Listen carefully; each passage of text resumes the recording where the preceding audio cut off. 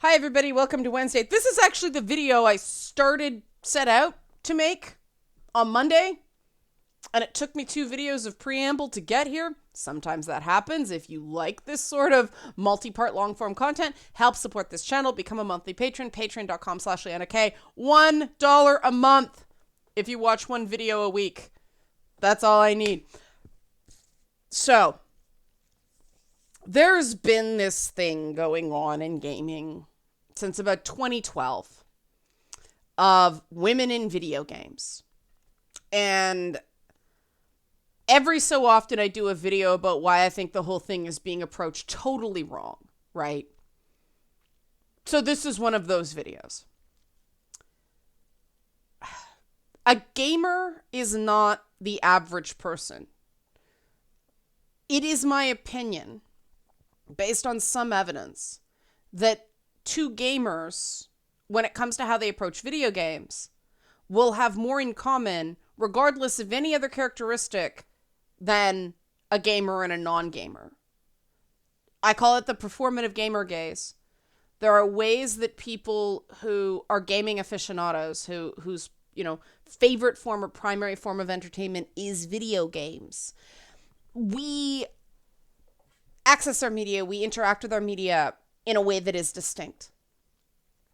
And the problem that happens in AAA gaming is they go, we want to make games that are more appealing to women. When in fact, what they end up doing is we want to make games that offend the stereotypical woman less. Now, what's the difference there? Okay. Look at the way games for men are approached, right? Most action-driven games are based on some sort of film genre. And basically, players take control over a male protagonist that has outwardly more in common with the people who beat them up in school than the player. That's the paradigm that male gamers participate in. But with female gamers, there's this belief that, oh no, you have to create these normal girls who are like the player. That is what female gamers want to consume. And that's not necessarily true. There's this belief through gaze theory that because women are so much more hyper aware of being viewed, being the object of an external gaze, that we engage with media profoundly differently. The problem is that a lot of those reality shows full of pretty people being made miserable, the primary consumers of those shows are women. So women are quite fine, and they're women who don't look anything like the women on TV. You know, there's this sort of vicarious thrill seeing pretty people suffer, right? So it doesn't quite work that people want their wish fulfillment to be somebody just like them. Usually people want their wish fulfillment to be something that they feel like they have in common. It's a character who's them, only better, who is potentially achievable in some sort of alternate reality. So, for instance, in a world where superpowers are real, I could be that guy, right? That's the believed appeal of the Marvel superheroes, is they're relatable enough. And obviously this isn't true across the board. I mean, Thor is a Norse god or an alien that was worshipped as a Norse god or something. I'm not quite sure how that works in a cinematic universe. Eileen, you have to explain to me how Thor works being both an alien and a Norse god in the Marvel universe. I'm counting on you, Eileen. Eileen is a viewer who has an encyclopedic knowledge of all things Marvel. But it was this idea that, Peter Parker was sort of this noodly smart student who got superpowers, right? Captain America, he's big and strong because of the super soldier serum, not because of anything innate. A lot of the Marvel characters tended to get their superpowers through freak accidents, and the difference between the Marvel heroes and the Marvel villains were the good people, like the internally good people, become heroes, and the internally not so good people become villains. But anybody can essentially be a superhero in the Marvel universe. But there aren't that many Marvel heroes who, appear slovenly or unkempt or all these things that for some odd reason somebody has associated with normal in the female experience. And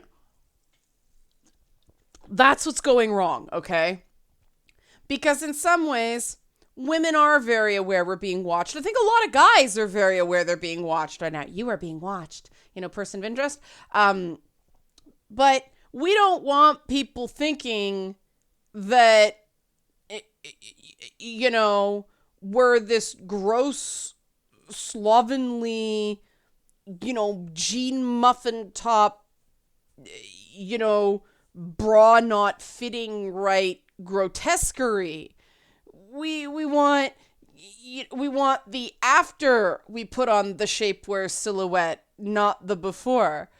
And so, okay, can we make somebody with sort of an hourglass figure?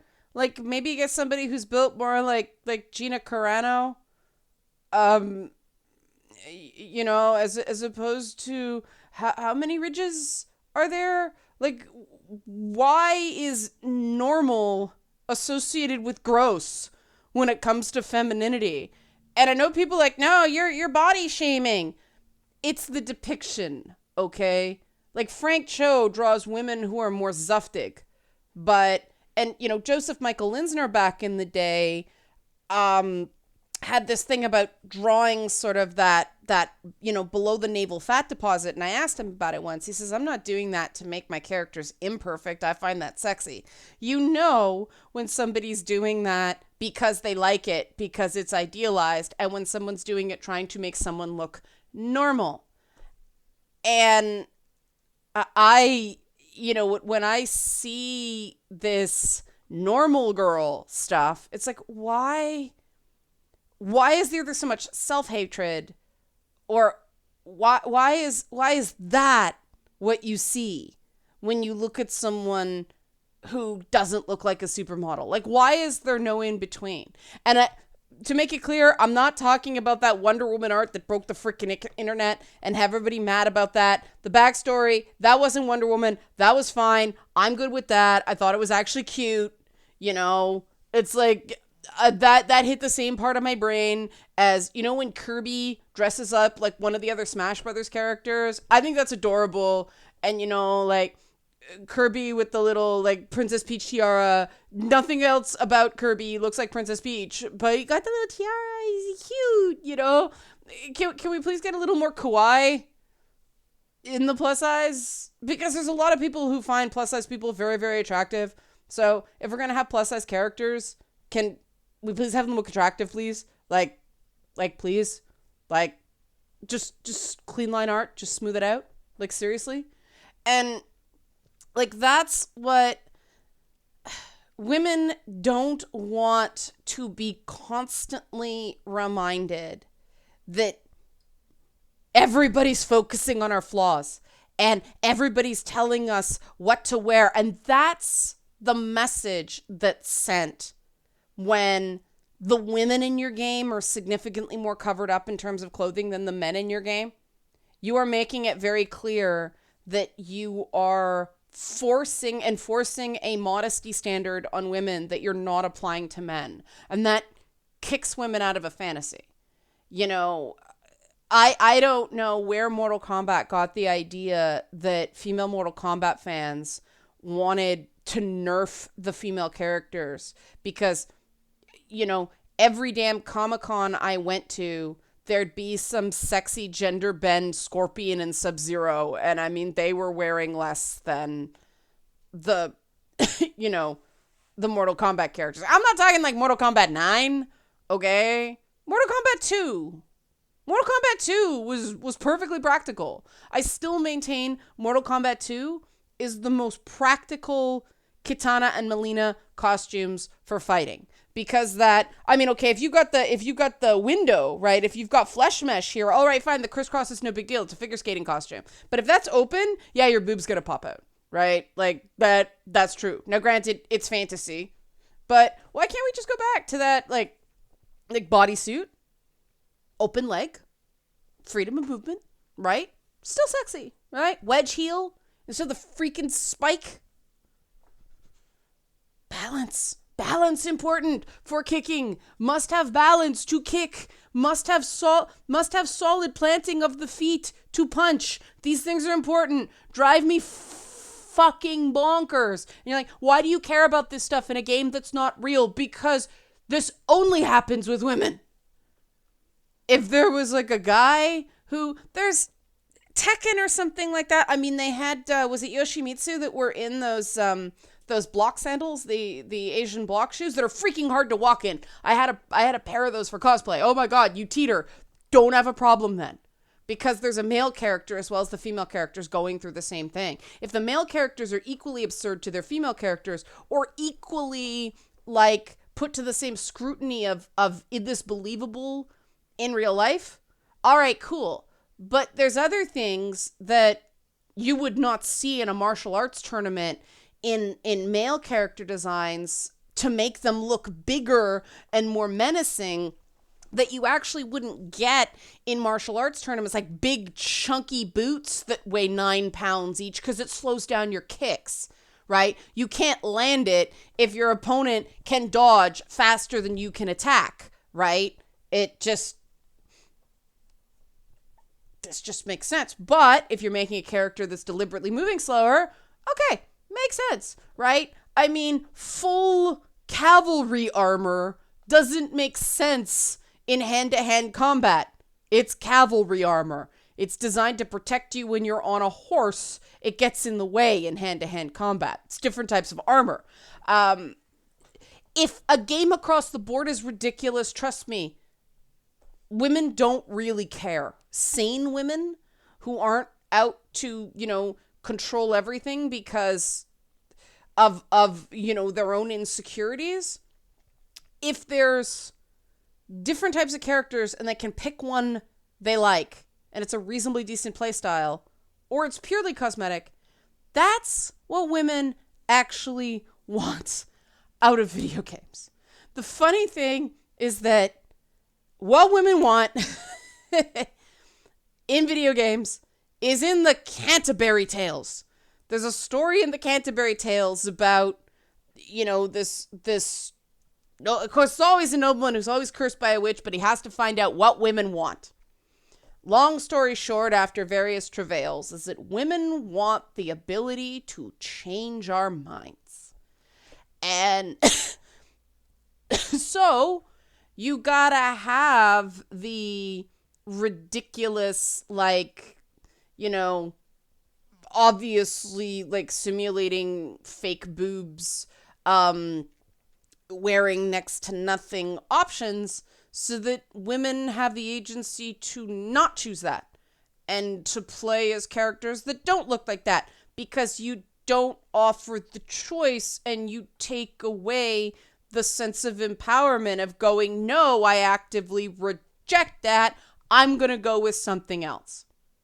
One of the only games that I actually played that I noticed Saints Row was one. That was I remember Saints Row 2, it was a bloody marvel to me that you could make, this big fat guy in clown makeup. Of course, that's what I did.